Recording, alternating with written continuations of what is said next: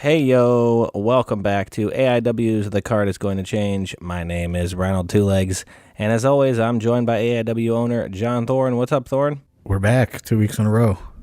Back for 2 weeks in a row, and we are joined this week by special guest, AIW commentary, Dustin Alberty. What's up, Dustin? I am the commentary.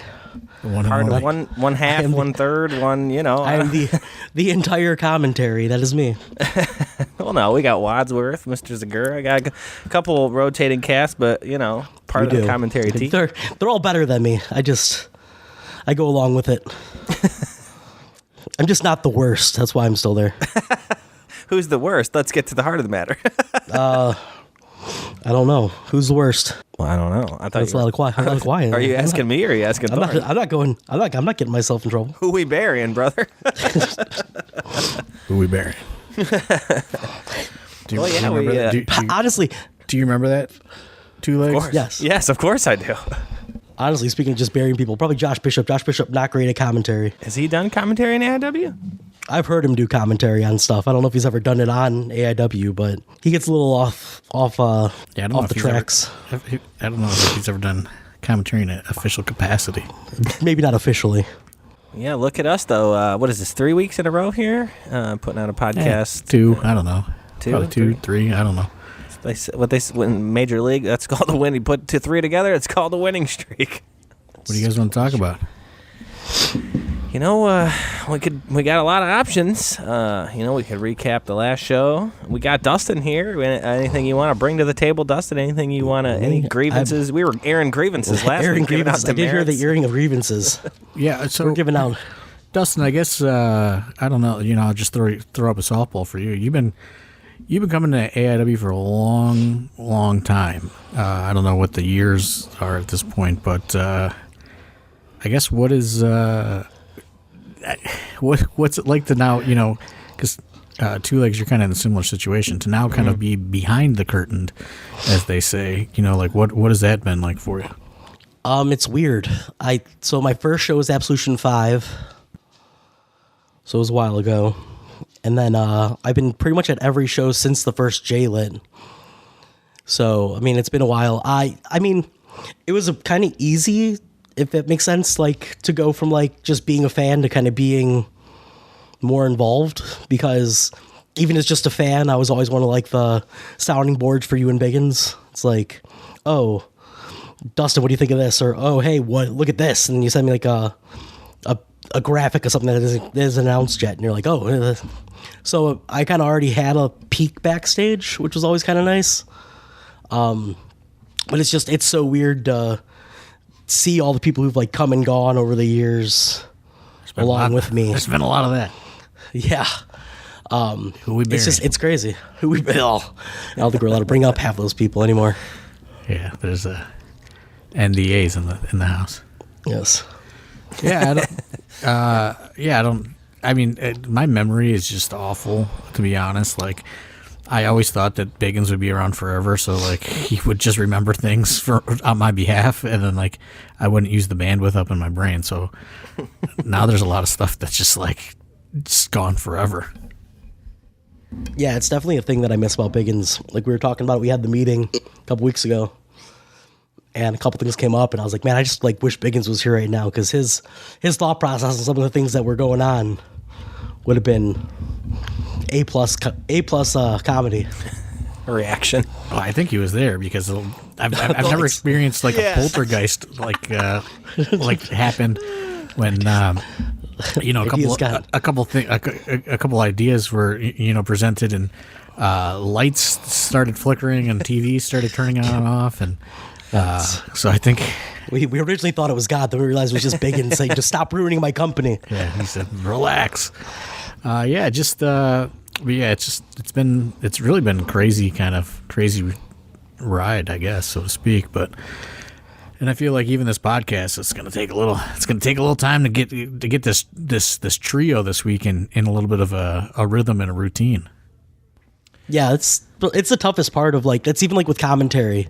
The first couple matches, you're kind of trying to find the groove, try to get back into it. So what's great about the pre-show matches, try to get in the groove with Wadsworth and start to pick up, and then as the shows roll in, start feeling better.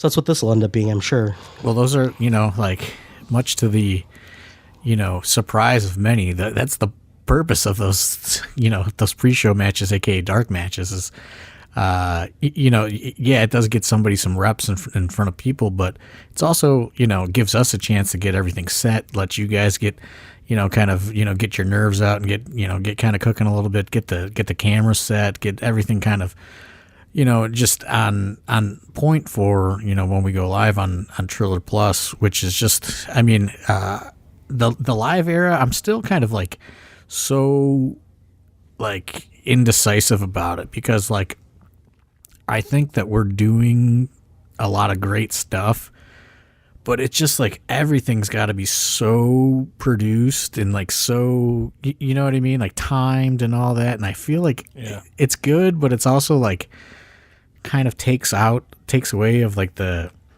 like the grittiness of independent wrestling, so to speak. And like, it's just everything evolves and all that. But that's the one part I don't like about everything is like, I just kind of losing that, just like, I don't know, like independent wrestling feel, so to speak, like of, and I know people are, people feel all sorts of different ways, and maybe Dustin, you can weigh in on it, but like there were some AW shows back in the day, like you're getting a minimum of 12 matches.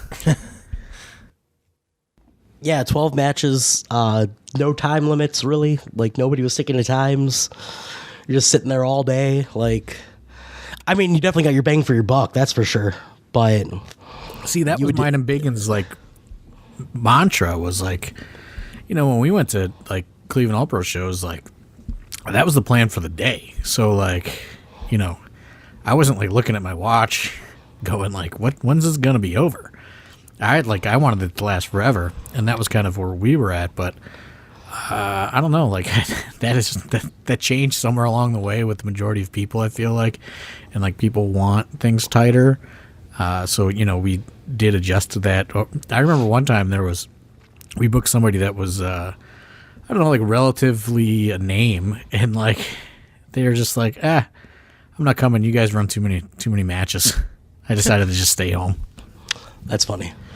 And I think I know who it is. Yeah, I mean, he's on national television now. But yes, just I don't know. Like we were always just like, well, I mean, this is like we spent all this time on this. Like we don't want it to be over either. So yeah, and that was honestly, you always said too back then, like AIW was meant to be like a party, and like you're never at a party like, man, when is this party gonna end? But and like that was the atmosphere that it was. Like it's never like it got, like I said, you got 12, 20, 15 to 20 minute matches, but they were all bangers all the way through. Well, and for the time. And then like, and not just that, like alcohol was in abundance. Everybody had their friends there. It's not like you were just like sitting there just waiting for something to happen. Like it was always, even like between matches, stuff was going on between, like you just had it. Like I said, it was a party atmosphere. You're not ready for the party to be over. And that's why after parties became such a big thing too, I think. Yeah. I mean, and that's one thing that I don't want to compromise on is like, I always feel like we need to be in a venue that serves alcohol. I just think that adds to the atmosphere and everything. And I know there's all these people that are like, well, why don't you go back to Mount Carmel or one of these other places? And it's like, well, the beer thing is like way out the window, even if we were allowed to go back to Mount Carmel based on that whole situation that happened with all that stuff. So like I'm not really gonna push that, you know what I mean? Like unless I think that you need to have alcohol at an AIW show. Even if people don't drink, I just think it needs to be an option and available. So that's just something that I don't want to compromise on. So like when when we're always looking for a venue or things like that, like most of those just like church rooms or whatever, like those aren't even on the radar anymore, because like there was that one, I don't remember which one. There was definitely a venue somewhere along the way that like we could not have alcohol at it, and it was just like such a weird, totally off vibe, and I just don't want to ever go back to that. I think it's something that's like about those summer shows that we do too, like the one-off shows kind of that we don't end up like streaming live. It has that feel that you were talking about where it's just kind of like a little more loose. You know, everything, when we stream live, everything's got to be so on time, you know what I mean? Everybody's sticking to the times and everything's so, on a schedule. It's nice in the summer to get to some of those, we have some of those fair shows, but yeah, where like things are a little looser and you can let things fly a little bit. And they have alcohol at all those too. That's the best thing about it. They sell alcohol at all these fairs and stuff. It's great. You get a corn dog and a beer. Yeah, you also have Josh Bishop's mom that will drop off a full cooler full of alcohol for the wrestlers. Yeah, allegedly. I think we can get in trouble for that, can't we? Yeah, I don't know. Watch out. I don't think we can. Maybe we can't. Statute of limitations is up. Well, and then it's like you said, like even at North Canton, it is like open carry, so like you can go down the street to the bar, grab a drink, and then come back to wrestling. And, open container. Open carry means something else. You know what I mean? Yeah. Open container. Yeah, I mean, it is open carry too. We live in Ohio. Yeah, that's true. So I mean, I don't know. It's just it's just weird, but I know that there's like a lot of this big fan movement that like, everyone feels this like certain type of way about, like some people are like, Turner's Hall people, some people are Mount Carmel people, some people are Odeon people, and it's just like, I don't know, like that the venue really makes anything. To be honest, like I have no connection really to any venue. It's just like, because we're always going to do what we can do now, no matter what venue we're at, just like, I guess like a moment in time, like, yeah, during Mount Carmel, you could get a lot of people that went on to become very famous before they were famous for pretty cheap in those days, but like that could never happen again. Even if those people became available, that is just a moment in time that can never be replicated. And, you could say the same thing about the Turner's Hall era or the same thing about the Odeon era, like most of those fond memories could never be replicated anyway. Yeah, I mean, who really want to go back and do the same thing over again? I think, changing and evolving, is what we're aiming for, not just doing the same shit all over and over again. I think evolving's really the right word too, because like as somebody who was there, I was there through pretty much the entire Turner's Hall, throughout the entire Mount Carmel, throughout the Odeon. I was there through all of it, like good times and bad, and it really has been an evolution of the product, of the brand, of the wrestling. All of it has it's definitely gotten better. Like none of it has ever stayed stagnant or plateaued really.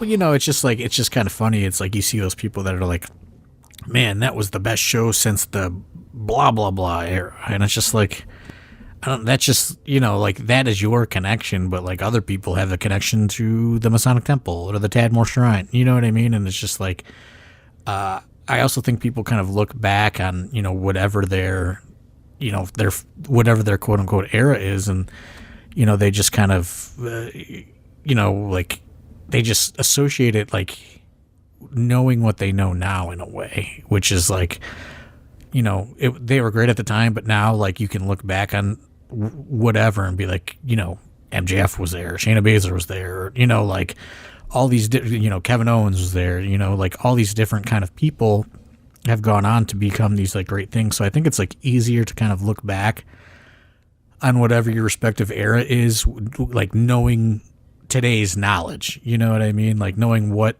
everybody went on to become, like if everyone like, I don't know, like nobody really gives a fuck about the Peabody's era because like not that many people made it out of the Peabody's era, you know what I mean? So like, maybe there's a couple people that are still around that remember those days, but like, I think everything kind of is associated with like the fame that came out of, whichever era. And that maybe I'm totally off base, but like, I saw a lot of people that were like, oh man, like that last Temple show was just like the closest thing to a Mount Carmel show ever. And it's just like, I don't know. Like, I don't know if that's a compliment. You know what I mean? Because of the names around it, you mean?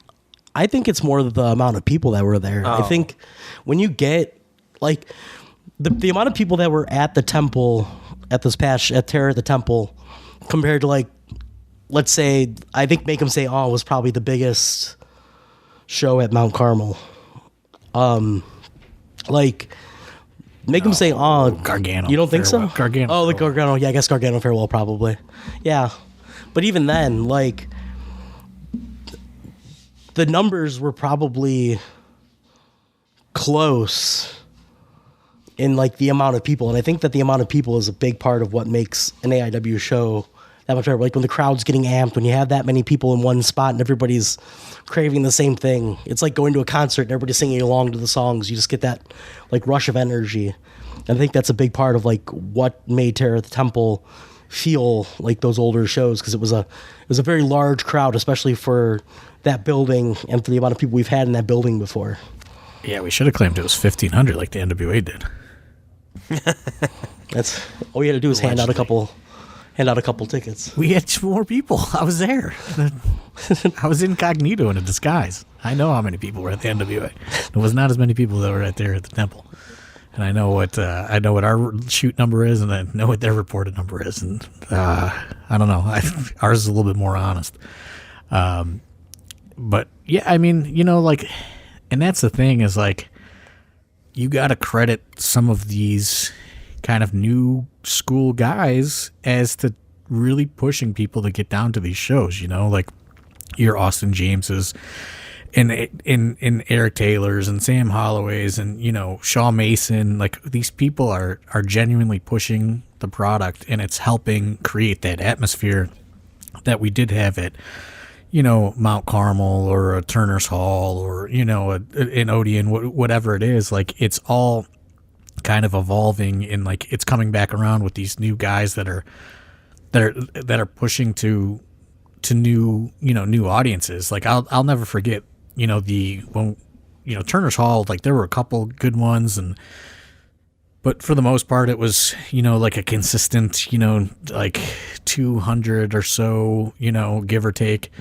like pretty much the same people that went all the time. And I'll never forget, like, as soon as we made the move to Mount Carmel, those crowds doubled like instantly and stayed, you know what I mean? Stayed at that doubled number. And, you know, again, it would go, you know, sometimes, you know, it would go way up. Like sometimes it would go, you know, it would go a little beneath, but like, I remember like the Turner's Hall people, which, you know, Dustin, you could have been involved, you know, in this, but, you know, the Turner's Hall people were kind of like mad, like these 200 more people found their like secret club or something, you know what I mean? And like, it took a little bit of like a growing together period before like it really turned into a community at those, you know, Mount Carmel shows. And then, you know, then you try to relocate that whole community down, you know, like, yeah, we went to that weird Parma building that for like a show or two that, you know, that never really clicked. And then, you know, the Odeon kind of turned into its own thing. But I'll never forget that kind of like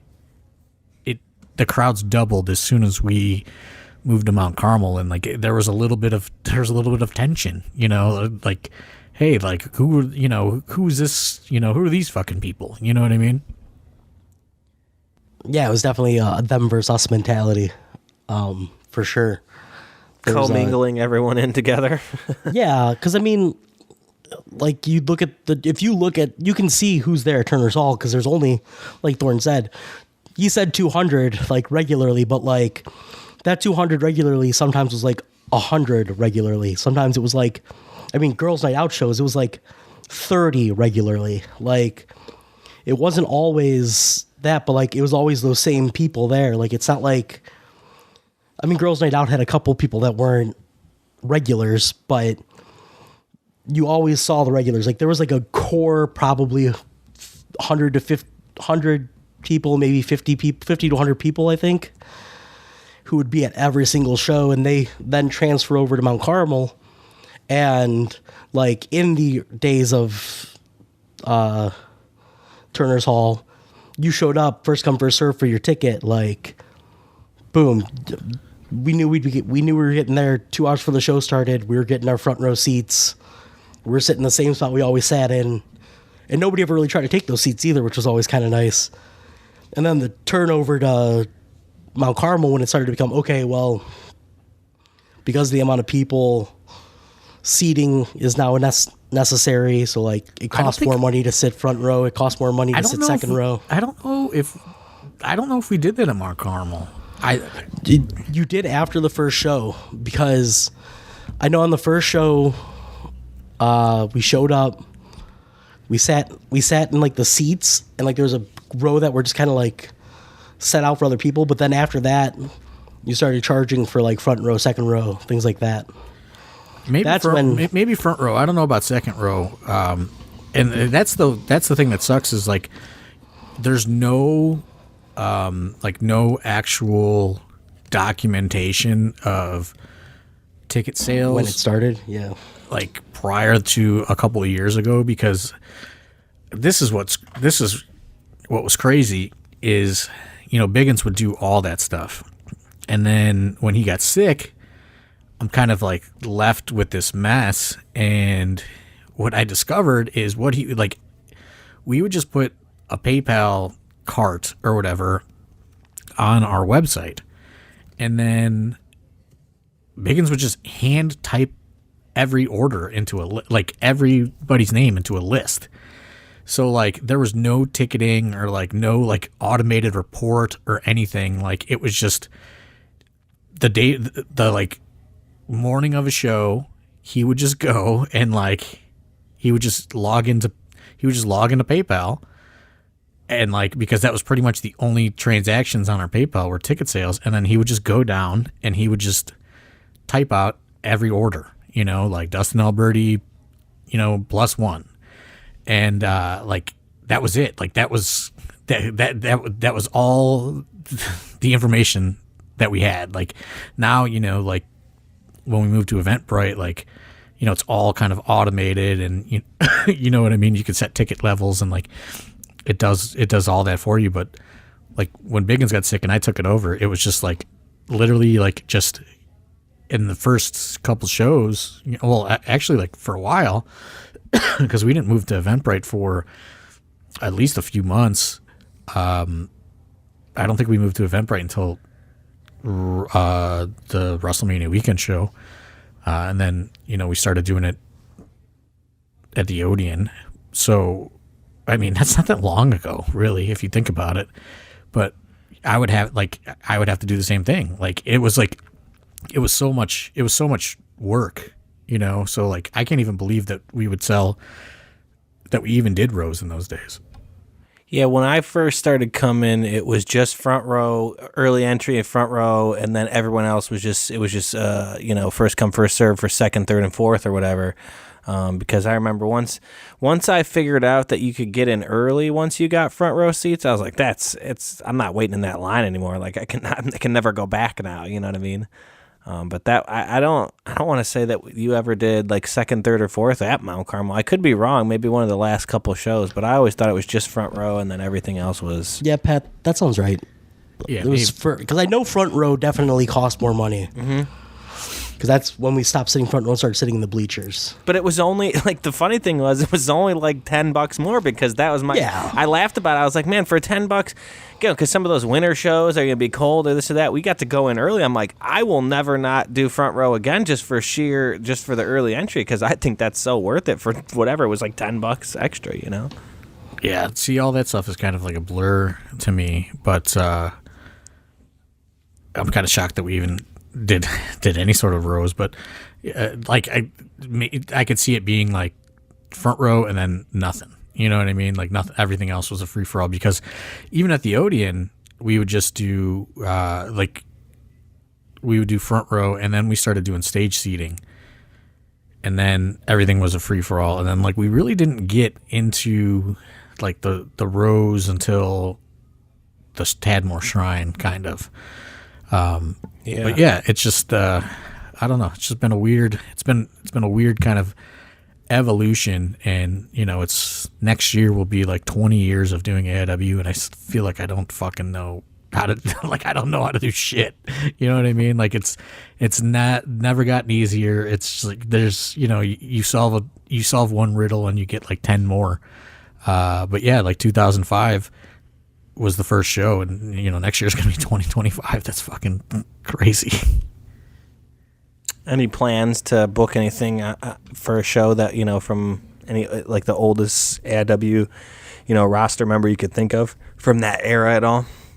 Oh, that's fucking M Dog was he around at the very original days? He was on the first show. J-Pro. Yeah.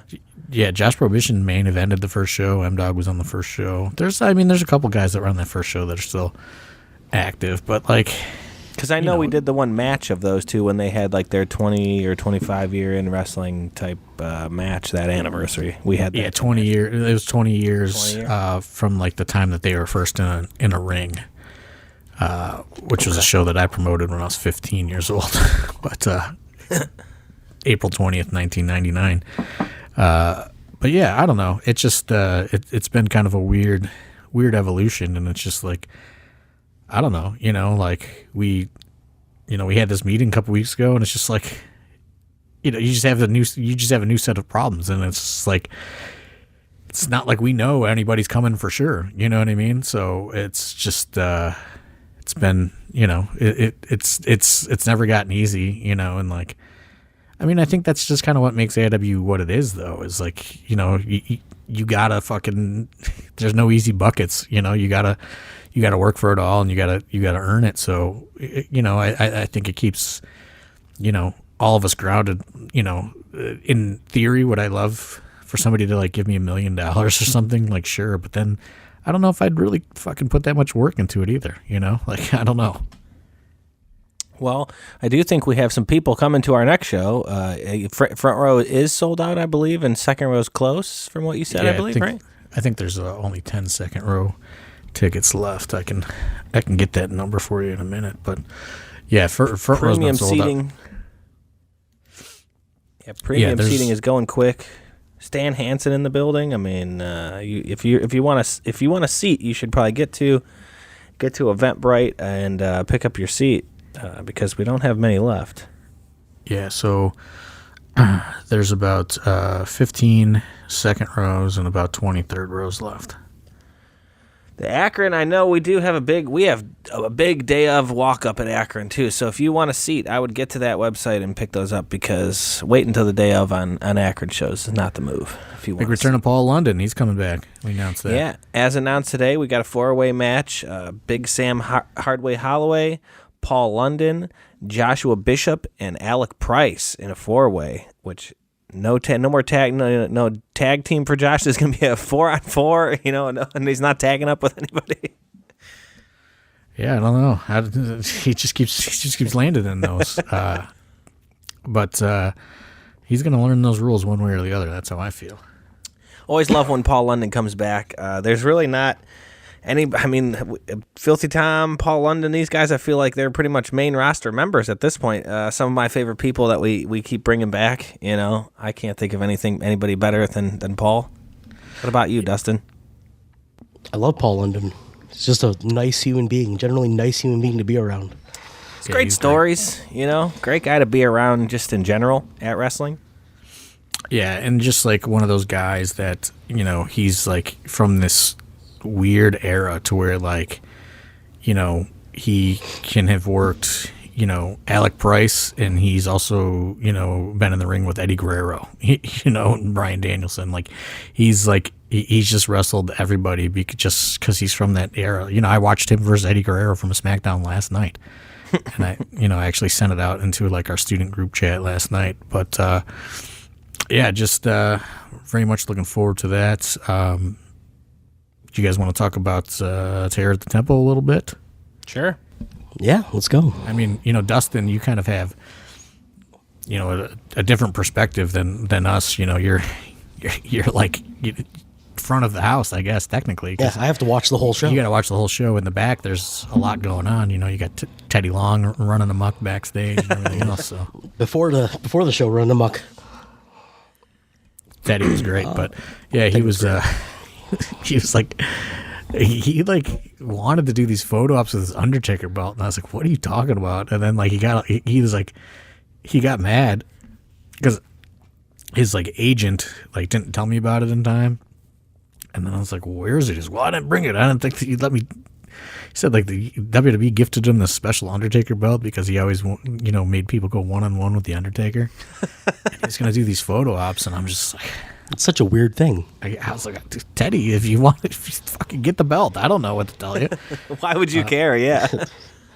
But he was excellent. But I guess Dustin, I'll let you kind of dive in and give your perspective since you're the special guest this week. I'm special guest. It was a great show. Like, even from like my standpoint, I get where people were saying like it was like I said earlier, it was a hot crowd. Like, there were a lot of people there.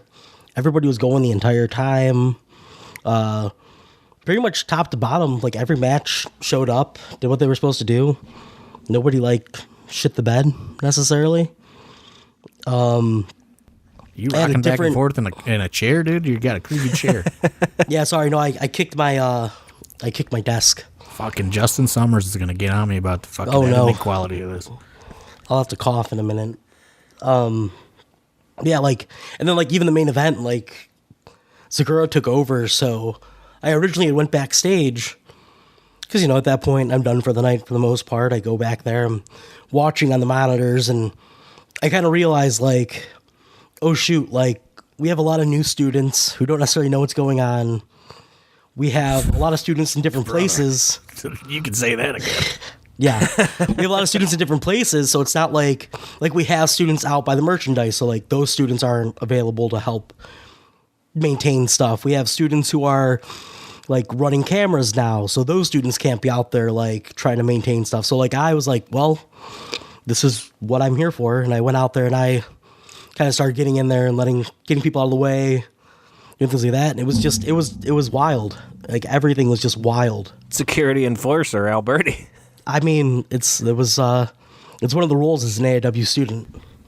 Yeah, well, I mean, jeez, like, don't get me started on these fucking students.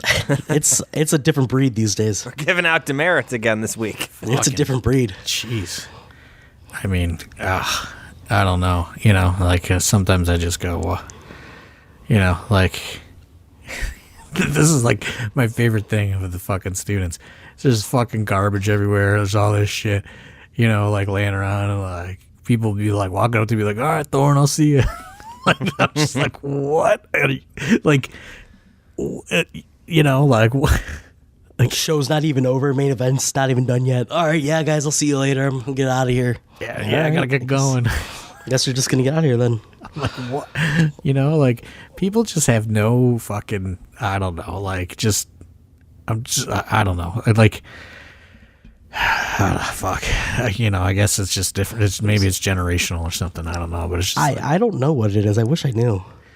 Like when I was like I was like ecstatic if JT Lightning would be like, hey, fucking help me with this fucking ring.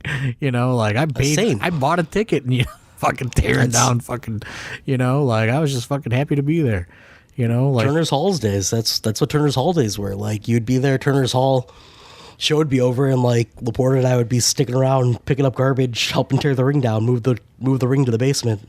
Yeah, it's just like, I don't know. It's just fucking. It's just what it was. It's just like, I don't want to get off on a tangent here, but it's just like, hey, I'm down. Love a good tangent. I will make fun of the students all I can. I'll see you. And I'm just like, like. I should be gone before you. You know what I mean? Like, what the fuck? Like, then like, Pedro's like, I need a student. I'll stand there. Like, oh, I don't think he's talking to me. Like, yeah, the last show when we were waiting, I told you that was hilarious. I'm like, there's like 3 of you standing right here. Raise your hands. Any of you, just do something. But like I said, like I was sitting there and I'm like, wow, a lot of these students are just. They're not ready for this. I don't think anybody really gave them the like, hey, when this leaves the ring, like make sure you're making sure that like fans are out of the way and no one's about to get hit with a garbage can or hit with a piece of door that's from another match or anything like that. So I just kind of went out there. You got to sacrifice yourself for the fucking liability of the company. Yeah, I don't know how many students were there to help or to make sure that they didn't die when they fell from the balcony, but I don't think a lot of students were over there. I think it was mostly just the wrestlers. Oh, dude. I mean, It Don't just get Thorne started on the balcony spot. It's mind blowing. oh yeah, Pedro's screaming at me. I go. That's not even, and that wasn't even. So I know because I had just watched a video recently. NWA did a balcony spot, and they did a balcony spot over by like the soundboard, like where we were getting in trouble for. Oh, they did setting a door off. I think NWA had a little bit more cachet than we do. You know, the Still. fucking Smashing Pumpkins booking agent or whatever called them. You know, they were ecstatic about that. So I think they got a little bit more cachet than me and Pedro. You know what I mean? They got a little bit more cash as well too. Well, yeah, you know, cachet and cash. But you know, it's just I don't know. Like, I don't remember them saying like, "Hey, you can't do something in the balcony." But like, apparently they told somebody at some point somewhere along the way. Because like it was just, I don't know, that they were just so mad about that. But I think it's all good. You know, we'll see. You know what I mean? Like, I sent everything in for the return show, so you know, hopefully I hear something tomorrow that it's, you know, it's a green light and all that stuff, and then we'll roll that information out next week. But fingers crossed on that. I mean, I love the fucking temple. I don't know, like somebody was like, listen to this podcast, Dave. You know, they hate you or whatever. I'm just like, what are you talking about? Like, Yeah, that's the thing I was about to say. Like, I love the temple. I think the temple has a cool vibe to it. I think it has a good look when it's shot the right way and there's the right amount of people, especially in that big room. But, like, there are issues with running there, but I think it all kind of comes out in the wash with the product that comes out. Like, I mean, there's issues with every venue, Yeah. you know, like no venue is like ecstatic about independent wrestling. Like, even the Tadmore. Oh God, yeah. I mean, At the end of almost every Tadmore show, at the end of almost every Tadmore show, it's, we need to clean this blood up. Oh, there's a bag sitting in front of a door. Make sure this bag is gone before anybody. And I'm like, okay, I'll find out whose bag it is. Get your bag out of here. The one Tadmore show, they got like a new person in charge, and they fired everybody in the middle of our event. Do you remember that? Yeah. Yes. They did like they fired all the workers. So I was like, oh, dude, we are so done. I remember And that. Somehow that smoothed over, but yeah, I mean, you know, it's just like there's no venue is like. I mean, even the Odeon, like. The guy we dealt with loved it, but the owner fucking wanted to kick us. Like, he tried kicking us. Like, he would try canceling shows like day of. You know what I mean? Like, He got mad that we used towels once. Yeah, I remember that. oh, He was like, they're using our towels. towels that we brought ourselves too. So, well, you fucking using towels? Using towels. Fucking towels. He hates The towels. rags you have behind the bar? Oh, what you want from us? Yeah, I don't know. It's just, but like every venue kind of hates independent wrestling, and it's just like, you know, you're damned if you do, you're damned if you don't. But you know, the only thing that's undeniable is when people come out, you know, like they did at Terror at the Temple, you know, and you have, you know, almost 700, you know, paid in there, you know, like that numbers like that are undeniable to almost any venue, you know, like they're gonna take that, they're gonna take that, you know. 7 days out of 7 days a week if they can. So, you know, we just have to keep that momentum going at that building. You know, I know it's tough. I know people, you know, have their feelings on, you know, certain things there, but it makes such a great atmosphere when it's, you know, when it is like that. And what I like about it is there is room to grow in there. You know, there's certainly room to shrink as well, as we saw, you know, J-Lit weekend. But like, if we could somehow grow off of that Terror at the Temple number, you know, like that could be a really fucking cool thing. I mean, like you said, that room in general, when it's packed and the crowd is hot, it's undeniable. If you were there for Terror at the Temple, you know exactly what we're talking about. The crowd was hot from start to finish all night, and it just makes for an independent wrestling atmosphere that is just completely, you know, it's unlike anything else. You know, those shows are huge. It feels huge, and it was a great night. I think things like that too, they also help AIW like continue to grow. Not even just with fans, but like with stars. Like that night, like I think Dex Royal really cemented his spot as like a star. I think Mikey Montgomery has far outweighed anybody's expectations of him over these last few shows, and I think it was even more so cemented at the Temple. And then Eric Taylor obviously has been on fire lately, or even like a guy like Sam Holloway is way beyond anywhere I thought he'd be at this point in his career. He was like I don't know if this kid's going to be what everybody thinks he's going to be when he was coming out of that class. I thought he had everything he possibly could be, but Dom picked him, and Dom, Dom said, there's only been a few people that Dom has been like, hey, Sam Holloway's one, Tyler Jordan's another one. Other people, they kind of grow into what they're gonna become as the training goes on. But those two for sure, Dom pegged day one, and I don't know if that was his Jim Ross, hey, these guys are D1 athletes, or you know what I mean? It was something, I mean, I was there on both of their day ones. I can tell you, Tyler Jordan, it was one of those weird, so usually you always start with your roles during class, and usually it's all right, let me show you how to do this role. Once it's your turn, didn't have to show Tyler Jordan at all. Tyler Jordan just boom, boom, boom, perfectly fine. And then there's a rope running roll drill, and I was all right. And Dom's I'm not going to teach him to run the ropes. I just want to see what he does. And he starts hitting the ropes and almost perfect. And we're all right.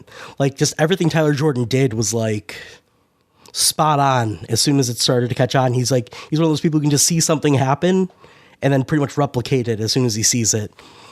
And I think Big Sam, again, I didn't dislike Big Sam. It's not why I didn't think he was going to be where he is today. But I think his own intelligence was going to get in his way. But he's been able to overcome that somehow. One of the dumbest guys I ever met in my life. One of the dumbest human beings. One of the just something about those really big guys. Him, Josh Bishop, there's not enough blood going up there. No, Josh is Favorite pretty people. smart. Josh is pretty smart. Yeah. Josh pretends. He's doing a bit with you, I think. He keeps you guessing. Keeps you on your toes. Yeah, Sam though, ooh. Sam or Shaw Mason. Shaw Mason with the fucking Jason Voorhees medallion that he showed me on his first day of training. There's the cough I'm gonna get yelled at for, Justin Summers. Shaw Mason listened to the podcast. He brought it up. He's I thought I was showing you something real cool, man. I bet. The one time Probably, why you he gets really hurt. Podcast, man? Why you gets really hurt. I love Shaw though he was another one that Dom picked just based on his amateur wrestling background. But Shaw was the same way. Sam, first day he's in there, he's learning lockups because when people catch on that quick, Dom will kind of let you. He'll kind of give you enough rope to let you hang yourself type thing. Okay, you did the rolls really well. I'm not going to really try to train you on doing those anymore. Oh, you hit the ropes really good. All right, well, this is your first day. Let's teach you how to do a lockup. But, Sam was doing lockups, but everybody there is way smaller than Sam. So I was well, I can do a lockup. Let me get in there with Sam. I locked up with Sam, and, I felt I was all right, this kid knows what he's doing. And, that was the same thing with Tyler Jordan. At one point, I did a drill with Tyler Jordan. I lock up with him. We were doing, we were trading holds. And, there's certain people where you do it with them, and you're oh, this guy feels different than, somebody else who's doing it. And I think that was my big takeaway from somebody like Tyler Jordan or Sam. They're both the type of person who you can just feel and see them doing something, and you can tell that it's right and that it's the thing that's supposed to be done. Neither rookies of the year though on the rookie of the year Shelby Wilder. Well, they tried to vote Sam, but he he's not even a rookie. That's what I'm saying. They tried to vote for him, but it wasn't his rookie year. They said August to August, and I was no, that's not how that works. Yeah, because weren't you the one that called him on it, Dustin? I think. Right? Yeah. It's not even how that works. It's not even a rookie. Sophomore. Yes, Shaw Mason didn't even get not even an honorable mention. Not even nominee. Shelby Wilder, though. Alex Maley didn't get it. That's my guy. That's your guy. That's Thorne's guy. And that is again, we're going to send it out, put it out there into the ethos or whatever. We are looking to add these bar shows so we can get these guys reps. Sometimes guys are phenomenal athletes on day one. others, it takes a little bit of time for them to grow into, themselves as wrestlers. And that's what was so important about those Winchester shows. Like there's in like somebody like Nipsey Nash, like he would just learn I think he would connect so much with enough time to figure out his character work and his bit, you know what I mean? And like he has so many interesting things that he can do. He just needs the time to develop it, and like also, like Tyson Riggs, you know what I mean? I think that there's, he's just in this like an unfortunate, in between spot to where like if he had a platform, like the Winchester, I think he would very much excel if he had enough time to kind of develop his, his bits, and then also showcase, he is a very talented technical wrestler, and I think jiu-jitsu, I think he's like pretty high ranked in jiu-jitsu, but he just has not had that time, and there's only so many spots on these main shows, to where it takes a little bit longer for some of these guys, and that's that is the hope, and that is my main hope in 2024 that we can address, is finding this, finding a place for these guys to be able to kind of grow and develop and get in there. Like some of these, other guys, like, think about how long, Josh Bishop and Wes Barkley and Trey Lamar, like think about how long those guys were kind of in the AIW system, and like how long it really took for them to start clicking and, kind of being accepted by the crowd as well. It even Dom, it took a while. Go back and look at, Dom's first year, like he's in scrambles and stuff. Yeah. Yeah, I just saw that picture on Wes's birthday of a young Josh Bishop with his glasses and stuff, and like how young he looked. And yeah, think of the journey of Josh Bishop from then to now. Yeah, I mean, geez. I mean, it's probably like 7 years, at this point. So, it's a long time. It didn't happen overnight for anybody. And, I think if we can lock in some of those, so like some of those kind of other, like weeknight, Thursdays or Sundays or something, you know what I mean? Like a place to where, they can get in there now with the guys that, PME, perfect example, you know what I mean? Like took them a long time. And, but now, these people can kind of take what they've learned and pass it on and so forth. Like that's what the beauty of really AIW is at this point, is like, it's really a well-rounded system of just, so much knowledge and experience, that people get at the school. We just need to find a place where they can actually get in there and wrestle at length. Yeah. Well, if you have a place, bar, something like that, anywhere, remember we said Jim@AIWrestling.com, send an email, let's get the conversation started, because it's kind of something we're really, really trying to nail down for 2024 in AIW for sure. It's like, what do you think about that, Dustin?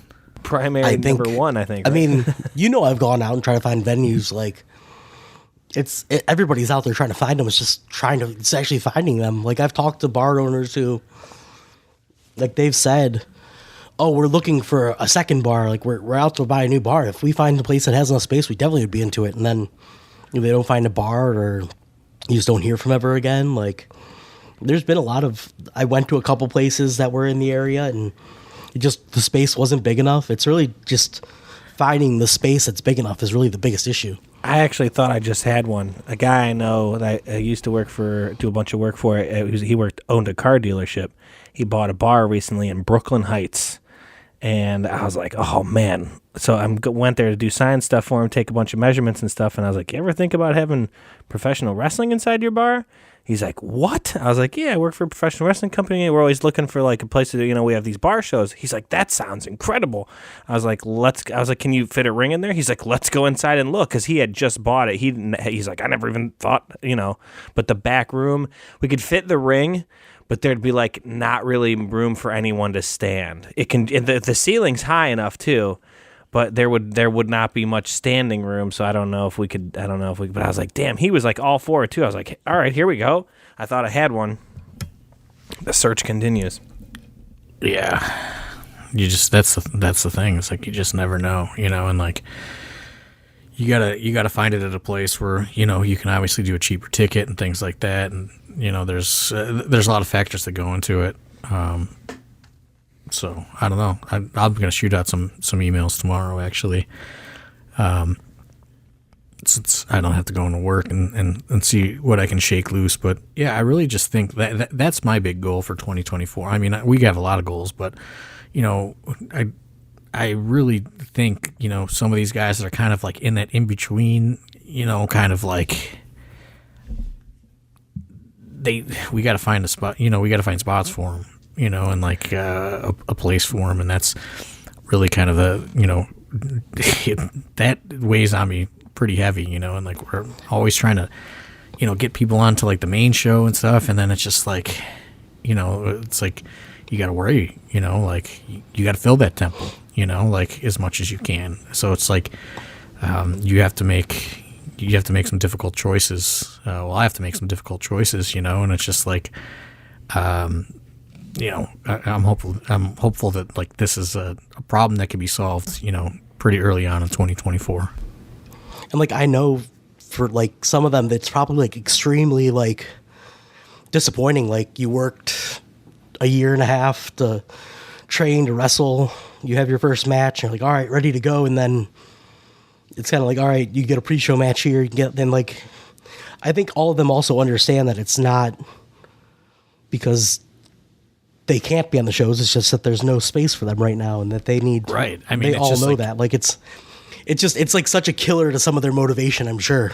If you think about it, it's really at no fault to them, and it's just like, it's a wave. It goes up, it goes down. People are in the rotation, people fall out of the rotation, but there's only so many spots, and like at the end of the day, you got to bring in somebody like a Paul London or an Alec Price, and like you have to keep delivering also a certain standard of in the ring, you know what I mean? And like that's where it can get a little tricky. Like, luckily a lot of our homegrown people have grown into tremendous performers, but like we were just saying, like what did it take Wes and Josh and 5, 6, 7 years, you know what I mean? Like Kaplan, like I think started training in 2015, you know what I mean? Like it's taken a long time for them to kind of become these like mainstay people that people look forward to. And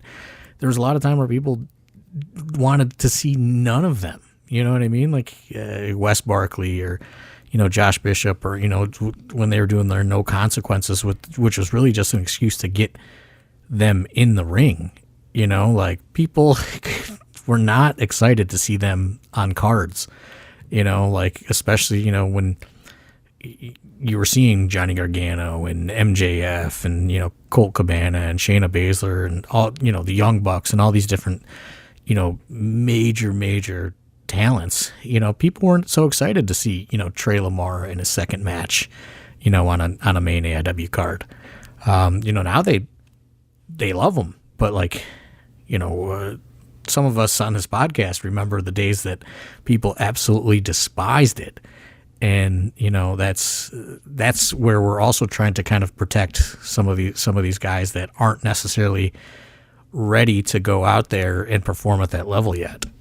I mean, like, really, if you think about it, with those Thursday shows, you would think that's about maybe 6 shows a year, 6 more opportunities a year to get on a show, to get in front of people, 6 more matches. I mean, that compared to how many matches they could be getting now, you know what I mean? 6 more per year could really kind of add some depth to being able to, like you said, to develop some of these bits and characters and kind of things that some of these newer guys, that, like you said, Josh and Trey, they had those Thursday shows. Some of these younger guys had those Thursday shows where you can get, way more matches. Or we did shows at Mentor on the Lake. Yeah, way Tequila out Jacks. Yeah, like, those shows were almost all dedicated to them.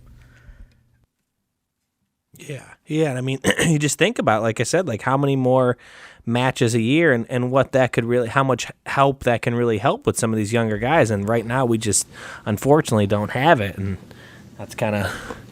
And I don't think it's even so much just 6 matches. It's like 6 matches in front of a quality crowd who you'll get national recognition for being on those shows. Even if we didn't stream those shows live and we put them up at a later date or put them up somewhere else, more eyes would be on that than in the middle of nowhere, Ohio, where you're getting a booking for $10 for like a carload of people. You know what I mean? Like, right. And I mean, it's 6 like quality bookings for a student to have to make them a better wrestler, not just 6 bookings to have to make money in front of a crowd. But my point is we gotta find a place so that they can do that, because that's what we do is how many of those students, especially in those early classes, got in there with like Eddie Kingston or some of these major veteran guys and learned, and or Colin Delaney or To Infinity Beyond Cheech. They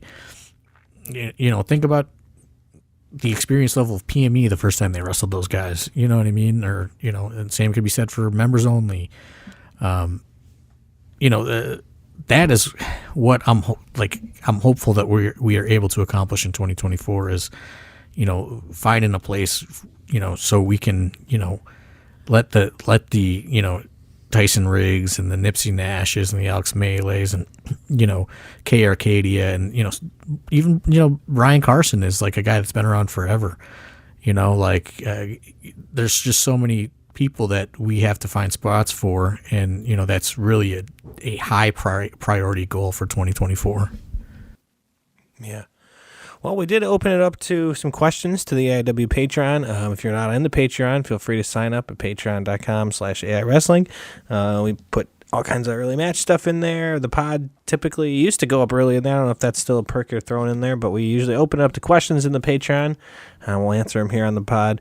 Hersky Lee's coming back again. They want to know, is there any plans for AIW at Toyhio this year, or possibly a show the day of, kind of how we usually do, at Toyhio and AIW kind of double shot? Anything in plans for that? We have to find a venue, the West Side Bulls was always like very touchy with us. What do we do? 2 there, 3 there? Mm-hmm. 2. It was always very touchy and like, I don't know, like it just, so we started looking for another place, and it sounded like everything was a go, and then they went cold, so like we need to find, same problem, we need to find a place in the area out there, and so if anybody has any leads, by all means, please let us know. There's nothing for February, I can at least tell you that. Just because we have not been able to locate a venue, and to do it like at the Toyhio place is impossible. Yeah, I was going to ask, how come is there just not a big enough room, people plus ring, because that would take away from vendor space, obviously. They use every bit of vendor space, and, they got to set up the day before, and then, then they got to tear it all down. It goes till 4:00, and then they're tearing it all down to whatever time, you know what I mean? Like, so then, by the time, like, then we would have to set the ring up, and you know what I mean? There's just, to do it in that space, it's just impossible. I do think that it was a great kind of, synergy that we had when we did the couple out there. And it just, like we got to find a place. That's really what it boils down to.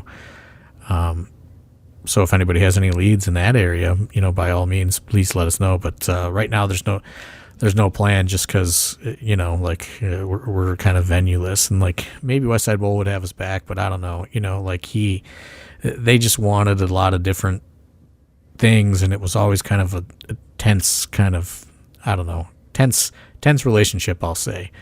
So, we're hopeful though that we can lock something in later this year. Yeah, I mean, somewhere else. I know a lot of people really liked making a day of that, hitting Toyhio in the morning / afternoon, and then coming out to AIW. So if we could find a venue, that would be great.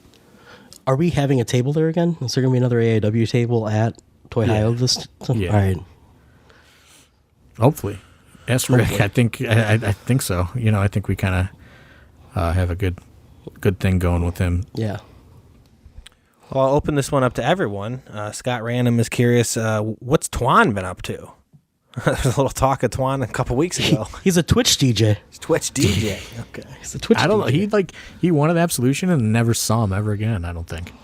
That's one time Twan was like freaking out about a match. I said, Twan, you beat MJF. And he looks at me and goes, I did beat MJF. I was like, there you go, Twan. He's I don't know. His business. I don't know. I mean, I don't know. His Twitter is something. There you go. The other day. But, yeah, I don't know. I haven't seen him. I don't think, to my knowledge, I don't think I've seen him since he won at Absolution. I think he rode off into the sunset on that. I could be wrong. I don't know. I'm not a frequent user of Cage Match, so I don't know. You'll have to pull the results up to see where Twan Tucker's been. But, yeah, to my knowledge, I don't think I've seen him since Absolution, where he beat Matt Justice. I know that he got his license recently, according to his Instagram. But, Nice. Yeah, I've not heard from him. And, sometimes people just disappear, and, I'm not going to chase people down. You know what I mean? Like we just explained, we have, people that we can't even get on the shows that are actively around. I think Twan had all the tools to make it. Probably still has all the tools to make it, but he hasn't been around, so I'm not going to go chase you down, That man showed up on NXT TV. What a story that is. Missed his flight, flew himself to Tampa, then took a taxi from Tampa to Orlando, and then was like, hey, NXT, I owe $500 to this taxi. It was something crazy like that. It's some crazy amount of money because he doesn't drive. Yeah. Well, he didn't. He does now. But, yeah, just crazy.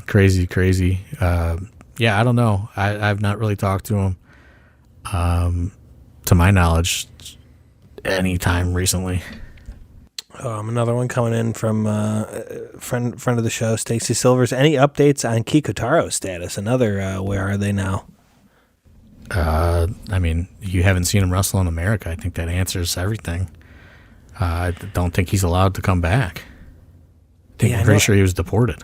Ed was saying something that I think he was looking at. They were trying to work on it or something. Because wasn't he was doing relations for somebody else coming through? He was talking to people for somebody coming through, doing a tour through here. That's how I booked Masato Tanaka. Okay, maybe that was through it. Kiku. Okay. Yeah, but I don't think that he can. I don't think that he can come back. I think if he could come back, he would have been back. Did he just get banned? Why?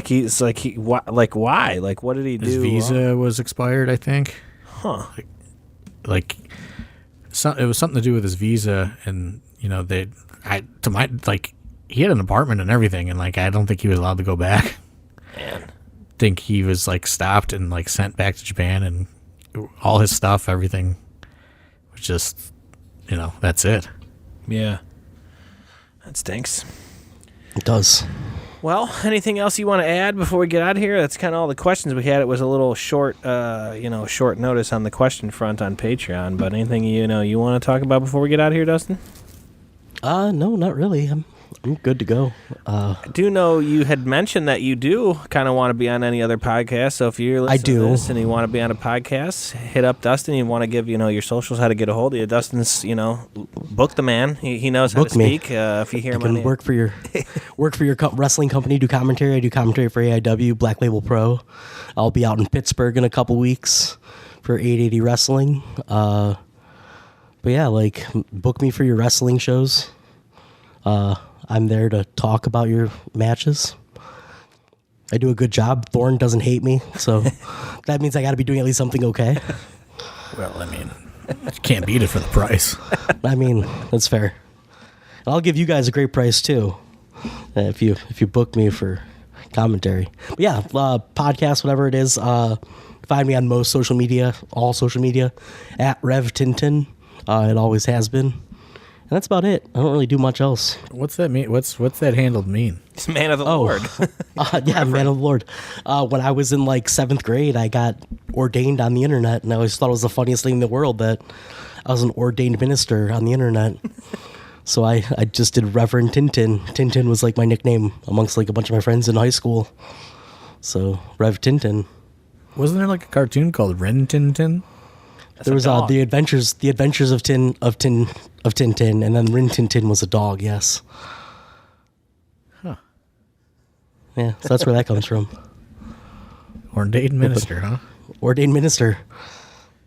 Oddly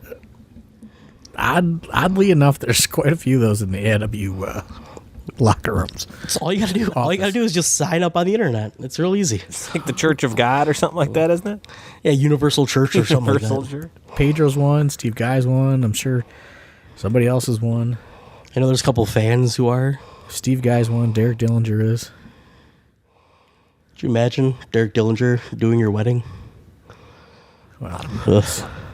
Just starts bleeding for no reason. I think that's a sensitive subject for him. Oh, same. Good call. Same. Jeez, come on. Well, shit.